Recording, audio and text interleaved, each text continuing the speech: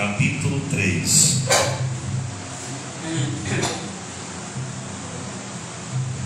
Quarto evangelho do Novo Testamento. Os evangelhos, eles são chamados de sinóticos. Eles são semelhantes. Aleluia. Nós temos no Novo Testamento o evangelho de Mateus, o evangelho de Marcos, o evangelho de Lucas e o evangelho de João. Desses quatro, o que mais diferencia um pouco nos seus escritos é João.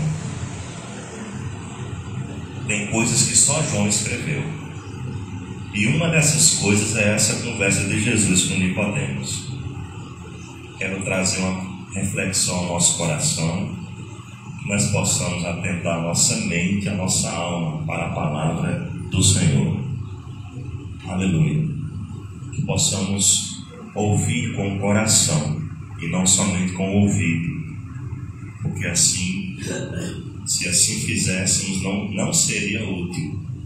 Se nós ouvíssemos só de ouvidos, não surtiria e não surte nenhum efeito a palavra pregada na igreja. Precisamos escutar com o nosso coração a palavra de Deus.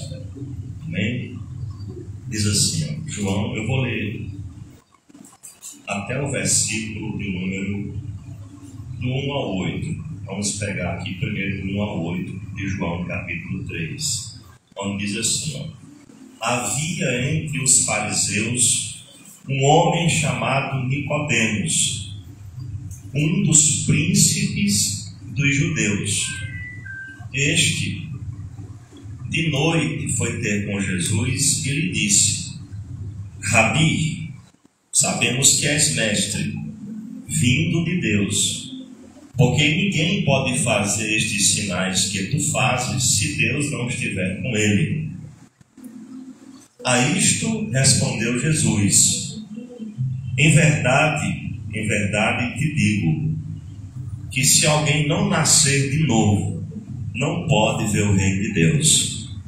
Perguntou-lhe Nicodemos: como pode um homem nascer sendo velho? Pode, porventura, voltar ao ventre materno e nascer segunda vez? Respondeu Jesus: em verdade te digo, quem não nascer da água e do Espírito não pode entrar no reino de Deus. O que é nascido da carne é carne, e o que é nascido do Espírito é Espírito. Não te admires de eu te ter dito: importa-vos nascer de novo. O vento sopra onde quer, ouves a sua voz, mas não sabes de onde vem, nem para onde vai. Assim é todo aquele que é nascido do Espírito. Amém? Poder sentar em nome do Senhor Jesus. Glorificado e santo seja o nome de Jesus para sempre e eternamente. Aleluia. Nós estamos diante do mais tremendo discurso, a mais tremenda das pregações de Jesus foi essa daqui. Porque nas outras pregações, Jesus, ele fala de milagres físicos, ele fala de curas, de libertações demoníacas.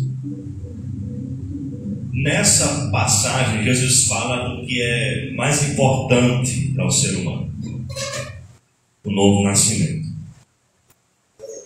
Quando tratamos de novo nascimento, nós estamos falando de conversão. E tratar de conversão não é tarefa fácil. Porque ao falarmos deste assunto, nós iremos abordar aquilo que a alma humana mais odeia, porém é aquela mais precisa, que é renunciar ao pecado. Que é abandonar as práticas carnais, as paixões mundanas e terrenas, porque são muitas. E é por isso que eu sempre digo, o maior milagre não é a gente ver anjo, não é a gente ver o cego enxergar, não é o câncer cair, não é a pessoa ser liberta de um demônio, não é a pessoa ser curada da coluna. O maior milagre é Jesus transformar a nossa mente, o nosso modo de pensar em relação ao pecado. Esse é o maior milagre. É quando Jesus, ele faz em nosso coração uma transformação, ele faz em nossa mente uma mudança radical.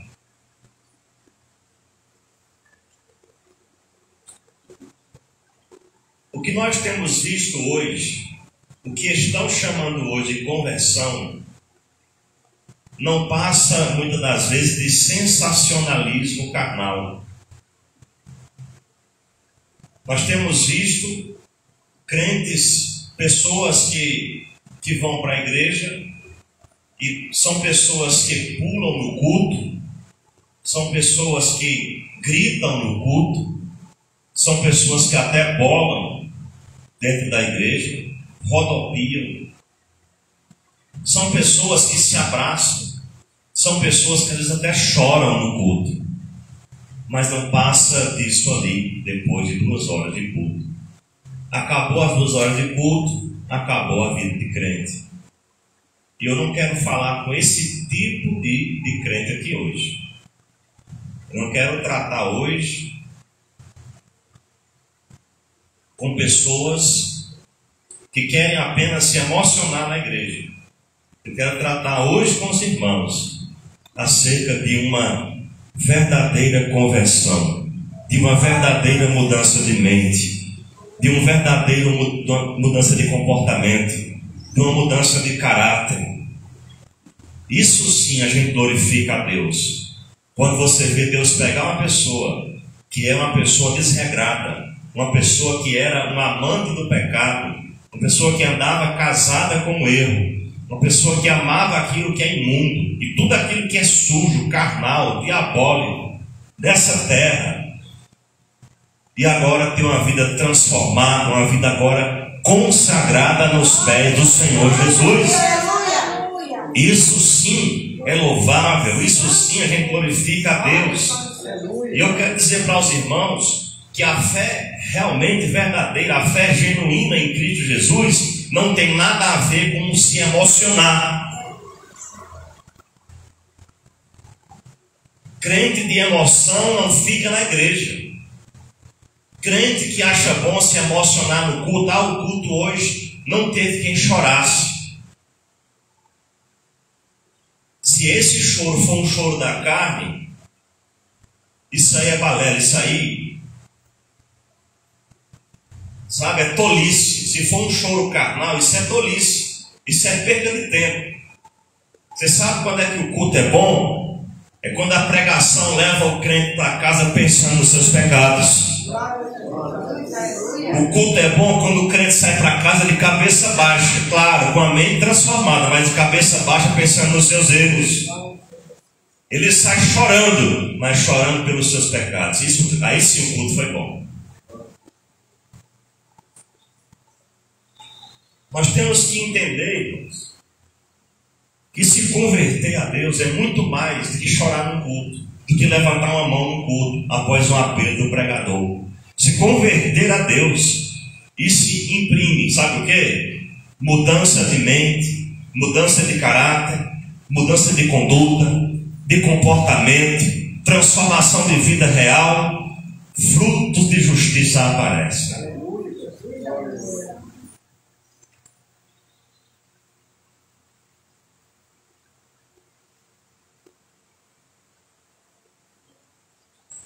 Sabe qual o principal convite que Jesus faz a Nicodemos aqui, faz também amanhã nessa manhã, e quem nos assiste também pela internet?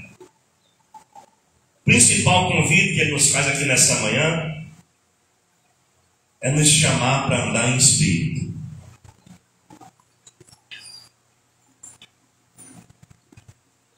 O maior convite que Jesus faz para a igreja é esse: andar em espírito, nascer do espírito. Para andar em espírito, precisa primeiro nascer do espírito.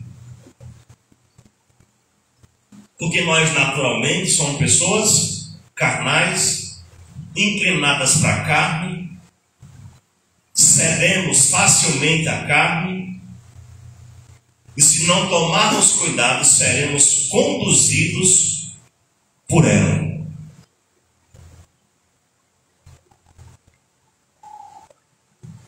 No último culto na série, o Espírito Santo falou muito ao nosso coração. E uma das coisas que ele falou é que quem é carne, é carne. Quem é nascido da carne, é carne. E quem é nascido do Espírito, é Espírito. Carne é carne, Espírito é Espírito. Nós temos aqui duas coisas que não andam juntas. Nós temos aqui duas coisas que não se beijam, que não se casam, estão divorciadas desde que o pecado entrou no mundo.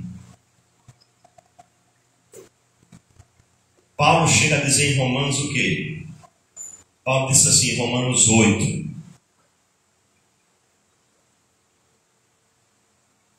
os que são segundo a carne. Olha, abra comigo, não desmarca João, vai lá para Romanos 8. Eu vou ler essa passagem. Romanos 8, versículo 5. Romanos 8, 5. Jesus disse assim, através de Paulo, né? Ele disse assim, ó: porque os que são segundo a carne inclinam-se para as coisas da carne, mas os que são segundo o Espírito, para as coisas do Espírito. Olha só. A pessoa pode ter sido batizada nas águas corretamente, em nome do Senhor Jesus, bem bonitinho, no açude, num local que tem muitas águas, feita por um ministro, ordenado por Deus. Tudo bem. Mas isso não significa dizer que a pessoa já nasceu do Espírito. Entenda, irmãos, nascer do Espírito, nascer da água é o batismo, mas nascer do Espírito é nascer da palavra. É ser guiado pela palavra. Então o crente foi batizado nas águas, e ele está aqui, mas ele só pensa em quê? Ele está aqui e está pensando em namorada. Ele quer mulher, ele quer casar, e tudo que ele pensa é pensando em mulher. Na igreja eu vou para o culto, aí lá tem jovem, eu vou lá. Cuidado. Precisa analisar e ponderar. Precisa botar os pés no chão e pensar como cristão. Porque se eu estou na igreja, eu sou batizado e meu objetivo aqui é arrumar casamento, é arrumar uma namorada, porque só assim serei feliz, só assim serei plenamente realizado. Isso é pensamento carnal.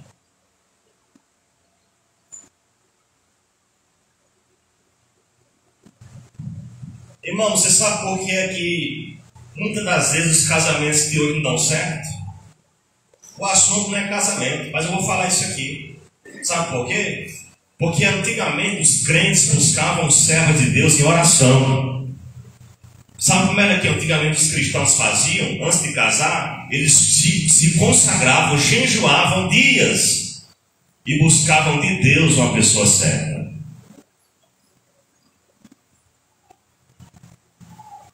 Aí hoje, Os crentes querem que os casamentos dê certo, começando da noite para o dia o relacionamento. Conhece a pessoa já hoje, ou às vezes até pela internet. Amanhã já tem aqui dentro tudo certo, sem saber nem quem é a pessoa. E a colheita do que é da carne vem. Paulo diz que se você semeia na carne, da carne você colhe a corrupção. Plantou segundo a carne, colhe segundo ela.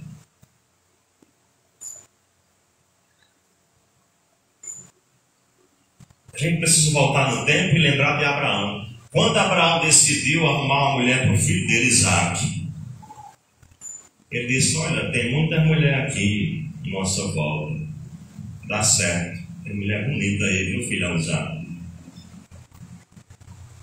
Abraão disse o quê?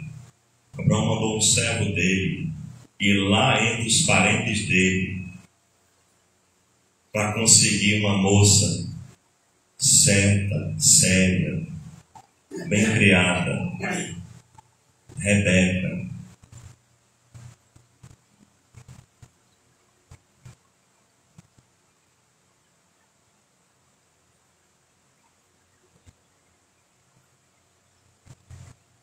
Os que são segundo a carne inclinam-se para as coisas da carne.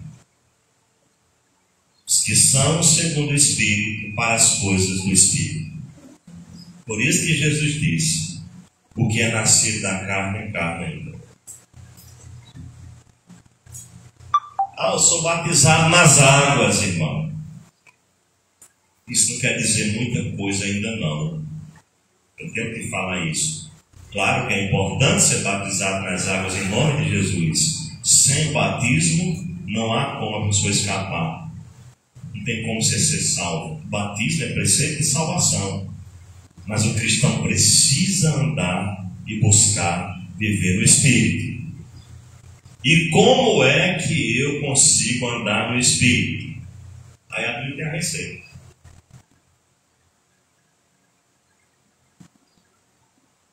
Eu sei que é ruim, que eu vou falar que a gente não gosta de ouvir. Na verdade, a nossa carne não gosta de escutar. Mas a única maneira de nós andarmos em Espírito é se a gente jejuar.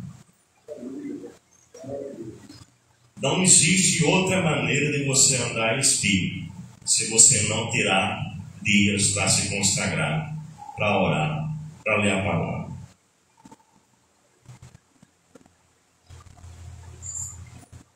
Quando a gente começa a fazer isso, você começa a sentir a diferença. Você já começa a ver coisas que uma pessoa que está na carne ela não consegue ver, e você vê. Você chega num ambiente, você vê coisa errada, a pessoa não está nem percebendo. Coisa errada que eu falo é pela palavra, que não deveria a pessoa ter falado, ou a pessoa ter comentado, ou gesticulado daquela forma.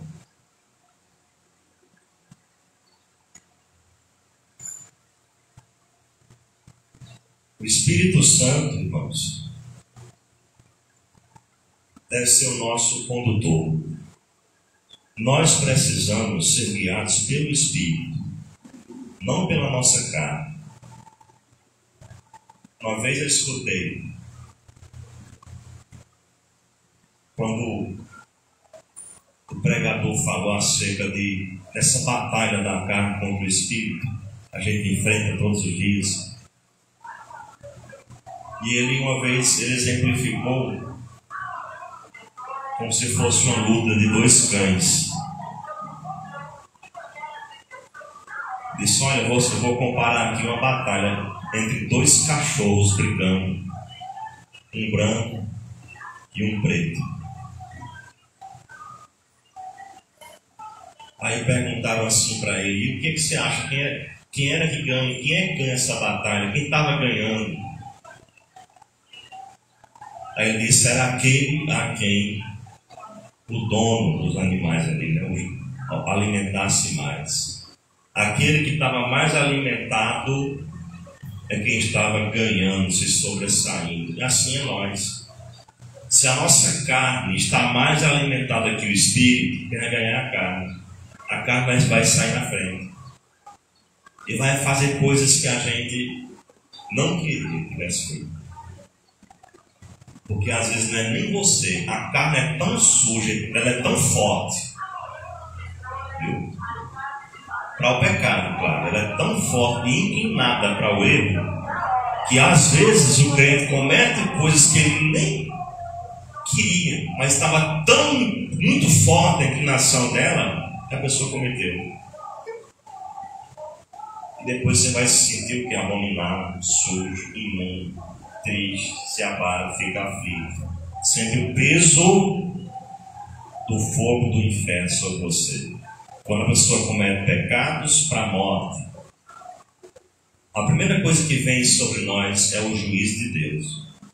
A mão de Deus pesa. E a gente sabe, se ele voltasse agora e eu tivesse assim, eu não subiria. A gente tem que tomar cuidado com a nossa carne. Mesmo sendo batizados, mesmo estando na igreja, mesmo tomando Santa Ceia todo mês. Ela é perigosíssima. E nós precisamos subjugá-la. Nós precisamos colocá-la no seu devido lugar.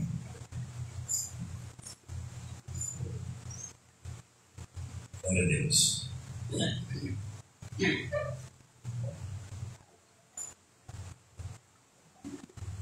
No versículo 6 de Romanos 8, Paulo diz assim, porque a inclinação da carne é morte. A inclinação da carne é morte. Mas a inclinação para o Espírito é vida e paz. Então, tudo aquilo que você faz, olha só, que você realiza e te traz vida e paz, é de Deus. Quem pode dar glória a Jesus? Está entendendo? Então tá lá, um casamento que traz vida e paz, foi Deus que preparou. Tem, Tomara? Então, o camarada da casa é um inferno. A mulher não é submissa, o marido é espancador, é narcisista. Tem? E qual é o fim? Separação.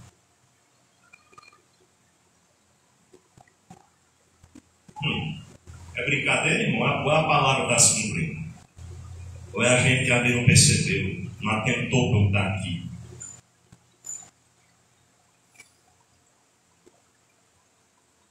A inclinação das coisas de Deus. Tudo que for conduzido por Deus, pelo Espírito de Deus, traz vida e paz.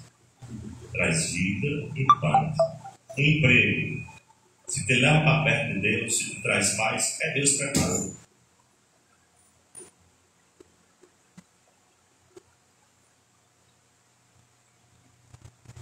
Eu sei que tem situações que a pessoa tem que se submeter ao deserto. Aquele emprego é um deserto, é um vale da sombra da morte. Às vezes é o jeito. Já passei por isso.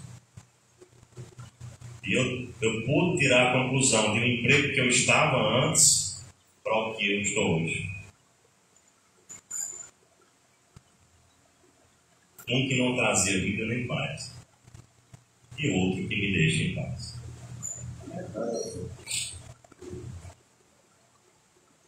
Verso 7 ele continua: porquanto a inclinação da carne é inimizade contra Deus.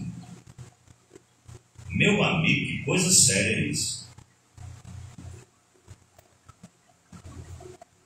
Irmão, cristão não namora. Cristão não namora pensando na carne, não, irmão, só não.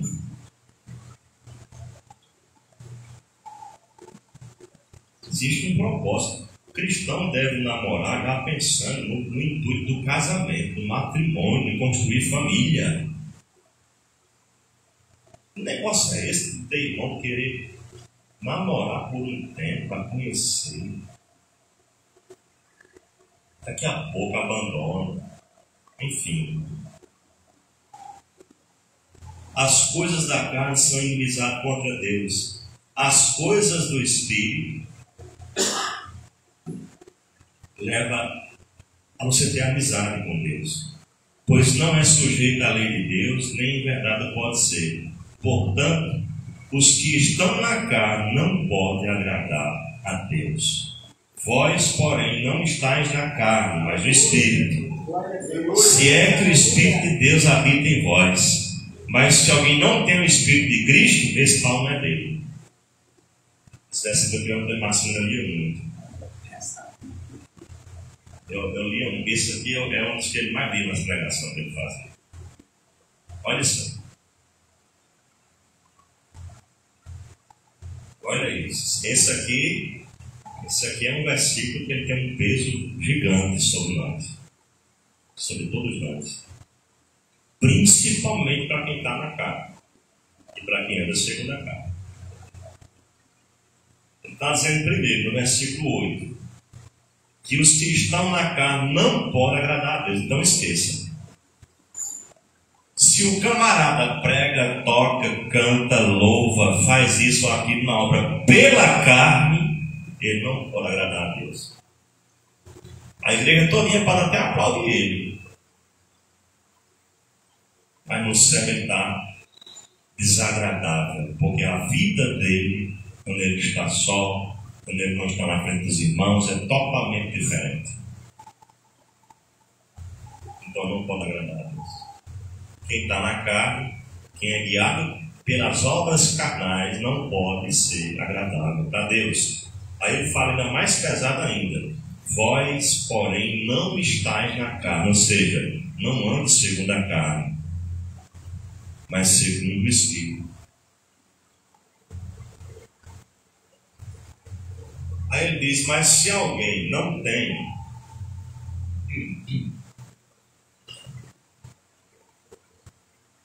se é que o Espírito de Deus habita em vós. Então Paulo já estava até com dúvida, né?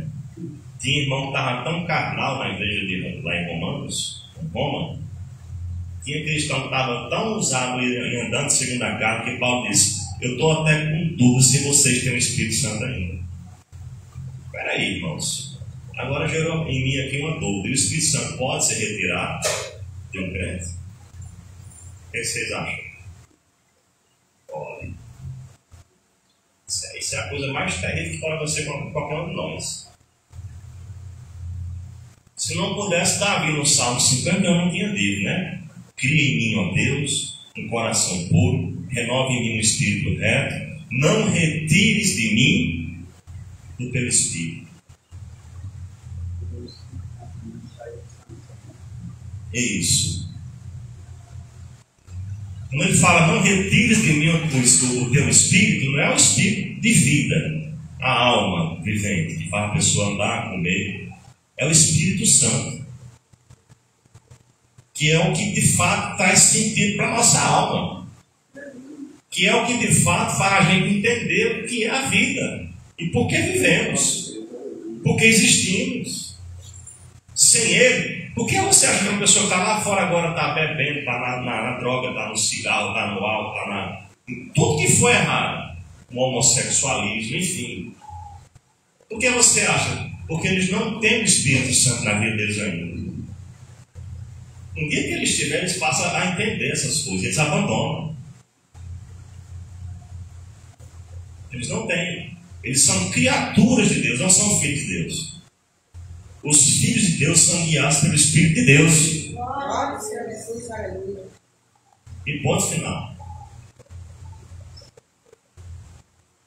Enquanto isso não acontece, essa pessoa é só uma criatura, está na terra, andando, vagando, como uma folha seca no chão caído. É necessário que a palavra chegue ao coração delas, elas creiam, para que possam assim ser salvas. Entendendo assim o Evangelho. Tudo está no entendimento, quando a pessoa tem a mente, o entendimento aberto. Isso acontece quando a pessoa crê na mensagem do Evangelho. Você começa a entender. Se alguém não tem o Espírito de Cristo, esse tal não é dele. Então, quem disse foi o Espírito Santo usando Paulo. Não sei o que estou dizendo. Uma pessoa que não tem o Espírito Santo, ela não é de Deus. Aí você vê muitos homens aí, né? E eu quero aqui abrir um parênteses, que é importante. Existe uma diferença entre visita do Espírito Santo em uma pessoa, em um crente, e a morada permanente do Espírito Santo em uma pessoa. Preste bem atenção. Como é que o Espírito Santo ele vem morar? Veja bem, tem gente que, o Espírito Santo desceu naquela igreja tal, qualquer uma que for pentecostal, desceu lá o Espírito Santo, batizou gente, falaram em línguas estranhas. O Espírito Santo está naquelas pessoas? Não. Ele visitou e usou. E depois saiu. Agora, para morar, eu só conheço uma maneira do Espírito Santo vir morar na pessoa, no crente. É se ele se arrepender de seus pecados e for batizado nas águas em nome de Jesus Cristo. Conforme está em Atos 2:38. Arrependei-vos, e cada um de vós seja batizado em nome de Jesus Cristo, para que vossos pecados sejam perdoados, e receba assim o dom do Espírito Santo. O dom é o quê? A morada permanente. Ele desce, ele habita, ele passa a habitar no nosso corpo. Então quem não tem, não é dele. Se você quiser ter, procure se batizar em nome de Jesus. Quem não é ainda, né? Em nome de Jesus Cristo, e recebe o dom do Espírito Santo. Louvado seja Deus.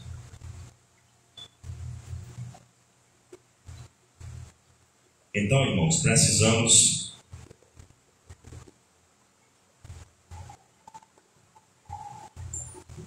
atender ao que Jesus falou para Nicodemos, para me concluir. O novo nascimento é a coisa mais necessária, é a coisa mais importante da vida de qualquer pessoa. É nascer de novo. É nascer da água, é nascer do Espírito. É ter o nome escrito no livro da vida. É andar com Deus. Nicodemos não tinha ainda experimentado essa maravilha. Não sei se ele atendeu, né? Não sabemos se ele creu, se ele foi batizado nas águas. Mas ele teve a orientação do Senhor Jesus. Ele teve os conselhos dados pelo próprio Jesus de como é que ele deveria fazer para ele ser salvo, para ele entrar no céu. Primeiro, Jesus disse que para entrar teria que nascer da água e do Espírito. Água, batismo. Que a palavra batismo do grego, significa mergulho. Quando você é mergulhado nas águas, o nome do Senhor Jesus Cristo é invocado sobre sua vida, você ali está nascendo da água. Todos os seus pecados até aquele dia são perdoados. É como se uma página fosse rasgada na sua história. Você pode ter cometido todo tipo de pecado sem pensar. Daquele dia em diante, eles são perdoados. E uma nova história passa a ser escrita daquele momento em diante. Louvado seja Deus. E o Espírito Santo passa a habitar em você. E você agora vai procurar andar segundo esse Espírito. Andando em Espírito. E vivendo em Espírito. Para me encerrar, o último versículo, Paulo fala aqui, Gálatas capítulo 5. Carta aos Gálatas, no capítulo 5.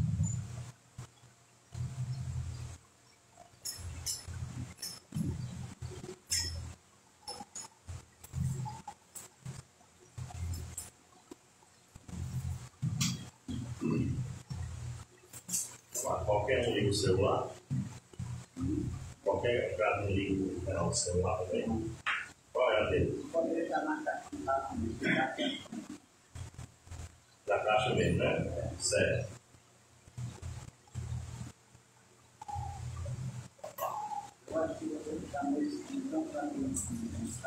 Depois a gente vê, né? Gálatas, capítulo, fala assim, ó, capítulo 5, versículo 25. Se vivemos no Espírito, andemos também no Espírito. Amém? As palmas louvam o Senhor Jesus Cristo, essa mensagem. Deus seja glorificado. Vamos louvar Deus comigo aqui, para a gente encerrar.